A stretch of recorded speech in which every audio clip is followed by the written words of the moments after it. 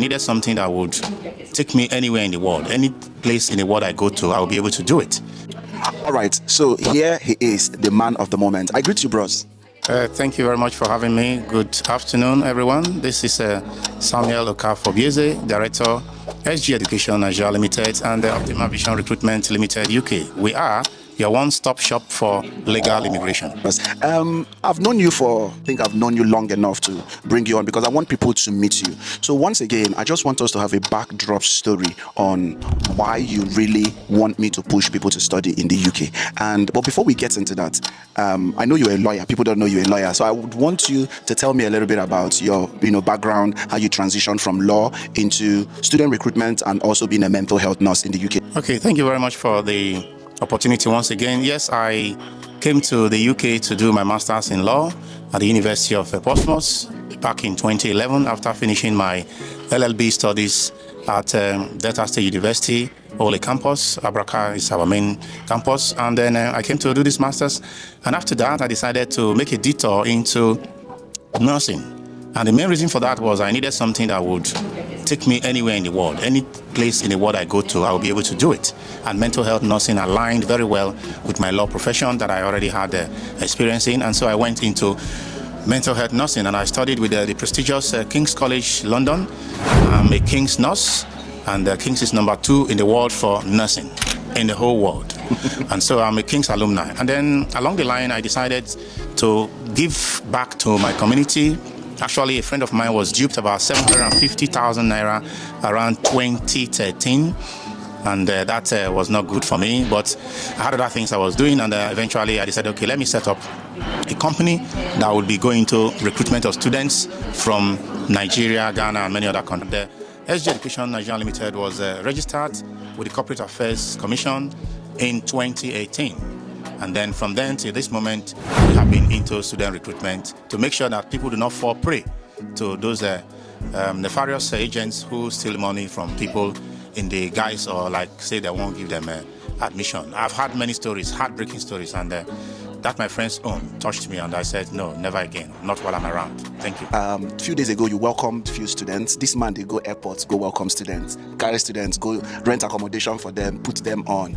In fact, if you've not worked with him before, you might need to start preparing that if you're coming to UK or going anywhere to study, it has to be him. He's grounded, he's detailed. I don't want blowing trumpet. Why do you still insist on students moving to UK, despite my opinion? I want people to explore. Why the UK? Okay, so number one, the UK is a country that the spoken language is English. Right. Almost everybody in the UK has to speak English. And so it is easy for people who are coming from Nigeria, Ghana, Gambia, Zambia, all English-speaking countries to be able to fit in easily. So there's no struggle with language. And then the UK also has an international mix. The city of London alone, you have over 200 nationalities.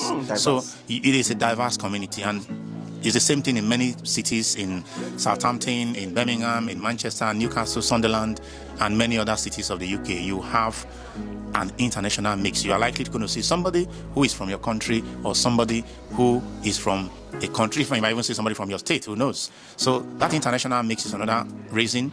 And then the UK, the distance from the UK to many countries, especially Nigeria, Ghana, is not long. And then the time gap between the UK and Nigeria, Ghana, whatever, is not much. So you can communicate with family as opposed to the gap you have in Australia, US, Canada.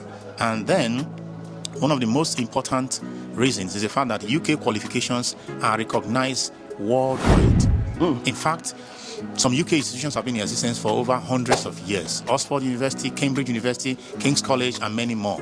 They have been in existence for over 100 years. So their certification is internationally recognized.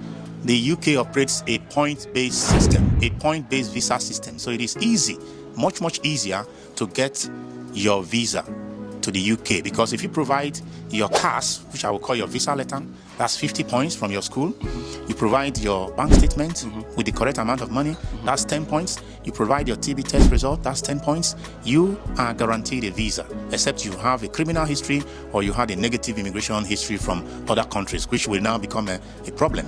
So these few points makes UK the destination of choice. And the UK also has 2 years post-study work visa.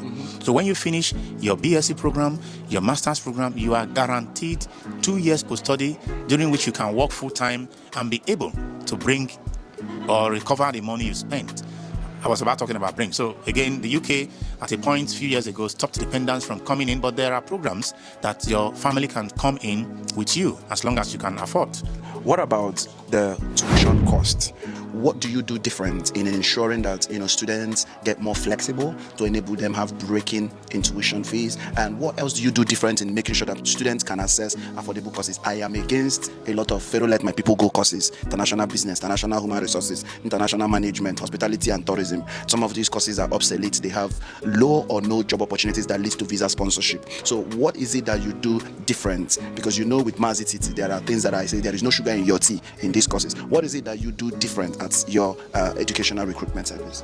Okay, thank you. That's a very, very, very important question, because it doesn't make sense wasting thousands of pounds, millions of naira, or millions of cedis or Kenyan shillings to come to study in the UK, and at the end of it all, you're unable to achieve anything. We try to signpost students to courses that will benefit them, courses that they will be easy, or it will be easier for them to fit into the workforce, because almost all countries, especially the UK, have got in-demand occupations like nursing, healthcare, architecture, engineering, computer science, data analytics, social works, occupational therapies, physiotherapy, and many others. So we try our best to signpost them to those courses. But if a student wants to do a particular program just because they want to use it to come in and then build up their resume, that's fine. They can also come in, but they have that 2 years post-study work visa to recover what they have spent and then decide whether to remain in the UK or to go to some other place, because it's always easier to move from the UK to Australia, Canada, US, New Zealand than it is to move straight from Nigeria, Ghana, whatever, to those countries. So we have options for everybody, and we strongly encourage people to do programs where the jobs will chase you, not you chasing the jobs. Now, let's talk about moving to the UK with dependents. In the last 2 years, a lot of things have changed. The new government came in, they put a stop to dependents, but then there was a clause, there was a gaping hole and a loophole that a lot of people failed to explore. Before we talk about courses that bring students, allow students to come with dependents, I want us to talk about the benefit of the Masters with Advanced Practice. Then we talk about the program that allows people to come with family. It is beautiful, because when you have a program with advanced practice, what it means is that your tuition fee is split into 2 years. So if the program, and of course many of our schools give fantastic scholarships, so a tuition fee for the 2-year program might be 22,500, and the school will give a scholarship of 5,000. That drops it to 17,000. They might even give scholarship of 7,000. I've seen 7,000 plus. So it drops it to, let's say, 17,000 pounds for the 2 years. And when you split it into 2, what it means is that the student is paying 8,500 pounds for each year. And because it is split into 2, the student is able to pay the deposits and is able to arrange for the maintenance fund, because the money that is left to add to the maintenance fund for showing that they can look after themselves is reduced. Imagine you pay 3,000 pounds from 8,500, you only have 5,500 to show. You now add the 10,000 something or 13,000 something for schools in London, you are now seeing the amount you are paying is reduced, as the amount you are supposed to have in your account is reduced. So bottom line is, students have got that flexibility. And then the advanced practice is an opportunity for you to go and practicalize what you've learned in theory. And I have a student who is using that year working as a full-time staff, as a team leader in a care home. He's working full-time, so he's able to pay his fees for this second year and even gain experience and even make some money to cover the fees he paid in the first year. So it's a win-win situation. Okay. So Masters in Research, that's the only way you can come into the UK now with your dependent. And so we've had students who have come in with their wife and their child. We have students who have come in with their husband. They left the children behind until they are stabilized. That's what I always encourage. So that's the only program, the only Masters you can do, that you can come with your dependent, your wife, your husband, your children. And the qualification or the requirement is you must have a BSc with a 2-2, minimum of 2-2. HND is not accepted, third class is not accepted. If you have a PGD, it's not accepted. You have to be a BSc with a minimum of 2-2 or 2-1 or first class if you're able to get that. In fact, if you have a first class, some schools will also give you further scholarship because of academic excellence. So that's the only way except you have a master's and you want to come and do a PhD or you want to come and do a DBA. Otherwise, master's in research is the only way that if you have a BSc, you can come with your dependent to the United Kingdom. How are students able to navigate schoolwork, cost of living, and tuition? As right now, I'll call you a veteran. As a veteran in this field, you've been there, you've done that. Yeah. What is that secret? A lot of students do not know or do not take into action, because a lot of students, we've had an exodus of a lot of students from school expulsion to reporting to home office. What is that thing that you feel like they are not doing? I have a few in my head, but I would like to hear from you. Some students think that they can do it all. They don't understand that if you need a surgery, you need to go to a surgeon. You need to go to the right place. They complain about, oh, there's fake medication, there's fake drinks. But when they want to do things, they go to the fake guys who promise them heaven and earth. And at the end, they don't do anything. So my students, I always provide them with a soft landing. And this soft landing involves helping them to see areas where they need to go. Because it's not every city in the UK that you can go and study and there will be jobs for you, because there are some cities that are student cities. So you'll be thousands of you looking for 100 jobs. So it's a fight between you and the next person on who is going to get this job. But there are cities in the UK where there is loads and loads of jobs and not enough people to cover the job. So we usually try our best to get students to places where the jobs are there, the tuition fee is low, the jobs are there, and then we also try to get them into schools that the payment plan, the installment plan is good, tuition fee installment plan is good, so that they will be able to navigate. We also encourage our students to try and learn some skills for the ladies, like hairdressing, pedicure, manicure, and all of that.